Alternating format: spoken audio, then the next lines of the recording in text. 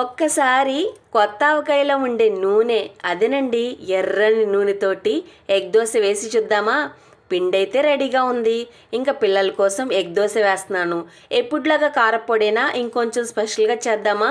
మంచి కలర్ఫుల్గా ఉండేలాగా కొత్త ఆవకాయలో ఉండే ఎర్రని నూనె తీసుకొని ఎగ్ దోశ వేస్తున్నాను. ఇలా ఎవరైనా ఎప్పుడైనా ట్రై చేశారో కామెంట్ చేయండి. ఎగ్ దోశ ఇంకా ఎలాంటి చట్నీ అవసరం లేకుండా మన ఎగ్ దోశలో ఎర్రని నూనె అయితే వేస్తున్నాను. అది కూడా కొత్త ఆవకాయలు. ఇంకా చూడండి ఎంత యమ్మీగా ఉంటుందో. ఎలాంటి చట్నీలు అవసరం లేకుండా, కారపొడితో పని లేకుండా నోట్లో వేసుకుంటే కరిగిపోయేలా ఉండే మన ఆవకాయ నూనెతో చేసే ఎగ్ దోశ సూపర్గా ఉంటుంది. ఒక్కసారి ట్రై చేయండి. చూసారుగా ఎంత కలర్ఫుల్గా, చూడగానే నోట్లోంచి నీళ్లు రావడం లేదు. ఇంకెందుకు ఆలస్యం, మన ఛానల్కి ఒక లైక్ చేయండి. Please subscribe. టేస్ట్ చూసి చెప్తాను, చాలా సూపర్గా ఉంది. మీరు కూడా ట్రై చేయండి, ఎక్సలెంట్గా ఉంటుంది. Please subscribe.